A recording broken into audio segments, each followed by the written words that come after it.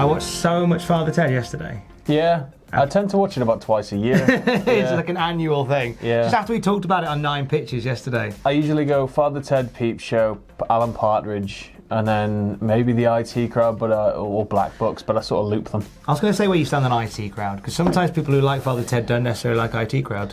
It's nowhere near as good as Father Ted, but then nothing's as good as Father Ted, so... Fair point, well, no. I mean, it's still amazing, but I sort of like Dark Place a bit better than. Oh, I love Garth Marenghi's Dark Place. Oh, hi! Didn't see you there. Hi! It's Tom and Sam. Here's some wrestling news. There's rumours that the WWE could be suing Cody Rhodes. Triple H has addressed unhappy WWE superstars. And we have an update on a former WWE champion, which we'll get to at the end. Now, this might sound like we've gone 2 + 2 = Cincinnati, but Cody Rhodes sent out a very interesting tweet the other day, possibly connected to his trademarking of the wrestling show Bash at the Beach. Yeah, which is funny because I thought Bash at the Beach was one of those trademarks that WWE owned. They sort of got it in the aftermath of the buyout. And I thought it was one of those ones they just own and sit on. Like, I think they have Halloween Havoc and stuff like that. But apparently not. If you go and have a look at the listing, Cody's name's on it. Yeah, along with Bunkhouse Stampede, a number of other wrestling-based terms. The Match Beyond, apparently. Yeah, I think that's they're bringing that. It's going to be sort of like a War Games match. And also, Dusty Rhodes has been copyrighted, trademarked even by Cody as well. There's plans to use the name and to write a book about the life of his dad, which I think is a really sweet thing to do. However, all of this was then followed by a tweet that was sent by Cody that says, "Sounds like I'll be going to court soon. Time to go suit shopping."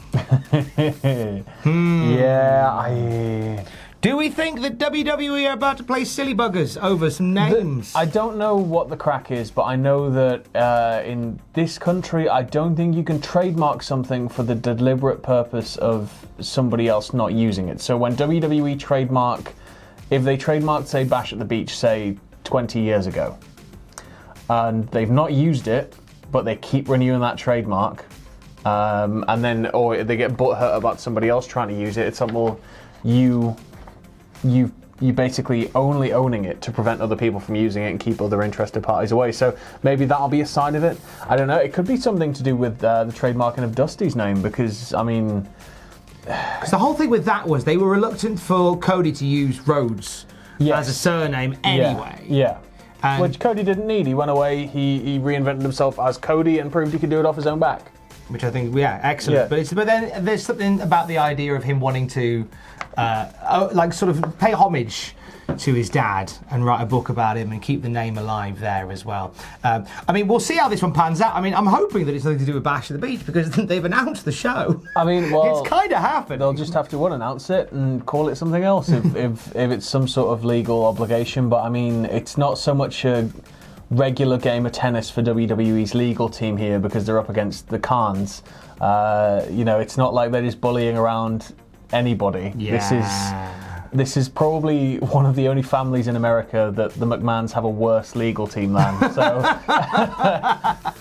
we'll see how this pans out. When we know more, of course, you will know more. One heck of a weekend for WWE coming up. War Games on Saturday, followed by Survivor Series on Sunday. I forgot how close both of those shows were. Yeah. So and I will talk about this in graded a bit today. So you're gonna have guys fighting each other in the 2 cages of death on Saturday. Yeah. And then the next day going, hey, should we be mates and fight for our colours? Yeah, it's the only thing that I don't like about Survivor Series is that all loyalties go out the window for brand loyalty. If you're a mega heel, you shouldn't care.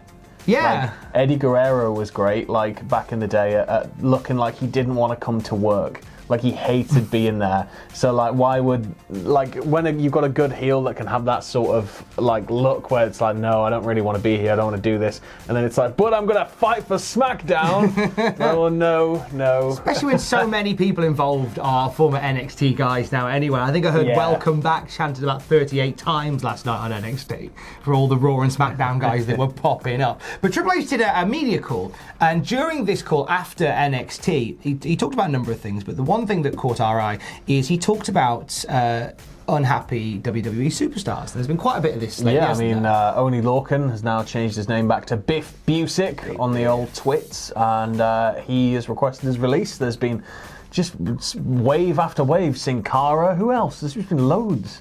It's been a whole number of people who have Luke just Harper, obviously. many times. And you have guys like Randy Orton who play silly buggers and tease. Yeah, he just knows how to get a raise. Yeah, it worked at Treaty Pie. On the subject of superstars who vent about the company or request their releases via social media, Triple H said, if you have an issue, talk to us. If you think, oh, I'm going to put that on the media, said like a true dad, that's not a way to go about doing your business. There's a lot of people out there just getting clicks. I watch guys do it all the time. Sometimes I wish they wouldn't. Sometimes they just think it's funny. It's like any long-term relationship. If you say some stuff, you're fighting and you're like, I don't want to see you anymore, and then you come back a few minutes later and you're all like, I was just mad in the moment. Of course I want to stay in this relationship. And you know, it is what it is. It's an odd glimpse into Steph and Triple H's lives there. I completely get this. Like, it must be so frustrating as an employer, and especially somebody like Triple H, where he's not been there for the start of their careers very much, because obviously they're usually big indie stars when they come into NXT. So for most guys, he's sort of an adoptive father, I guess. He just comes in and is the boss. But like, it must be so frustrating to see that people, instead of talking to you, or they just didn't think that you'd care, that they just take it public. And I don't know. But at the same time, it's like, if you're a member of staff there and you don't think Triple H particularly likes you, are you going to go and talk to him? Are you going to risk telling? But surely then, if you're going to put it online, you're going to fall foul of him anyway. Yeah, but it's your like, phone light up, it'll say Paul, but and you know you're in bother. By the point you do it online, I think it's like, that's when it's bubbled up so much in your head or in the situation, or you just haven't opened up enough, maybe. I don't know, but I think by the time you do it online, that's very much like the explosive end to it. It's just like, no, this is it, I'm breaking free, I'm done.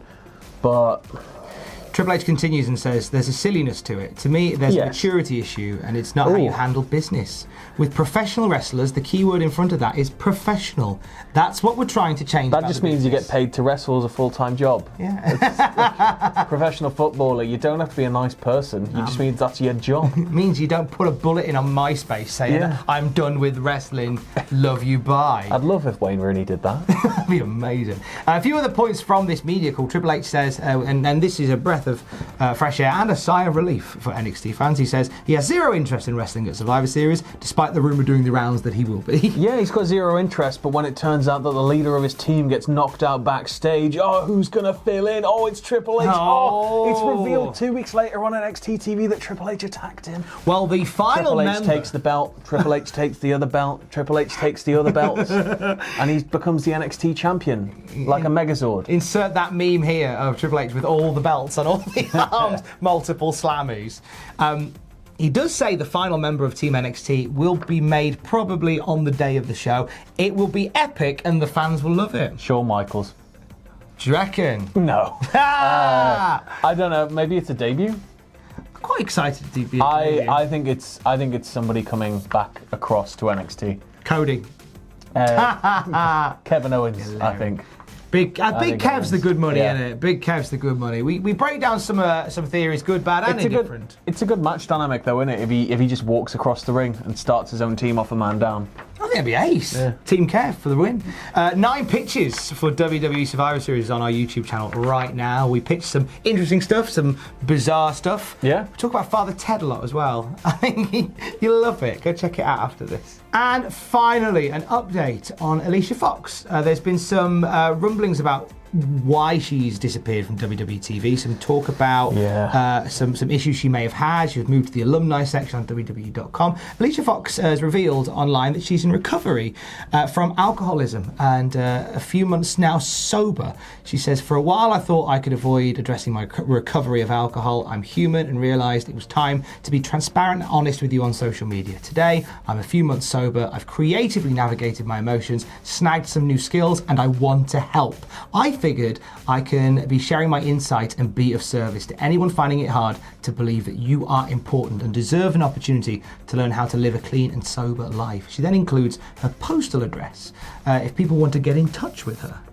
which is, you know, it's amazing to see somebody coming out of the other side of something as dark as alcoholism and wanted to go, let me help you further.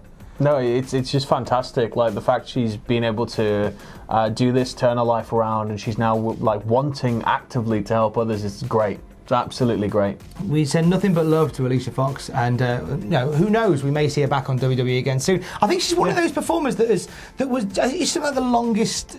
I think she was the longest contracted performer for a while. Former Divas champion as well, well recognised, well respected, and it's nice to see you back in a much happier place. Big love. Hey, thanks for watching. Don't forget to leave a comment in the comment section down below. You can support us on Patreon by going to patreon.com/Cultaholic. Lastly, don't forget to hit subscribe and join us.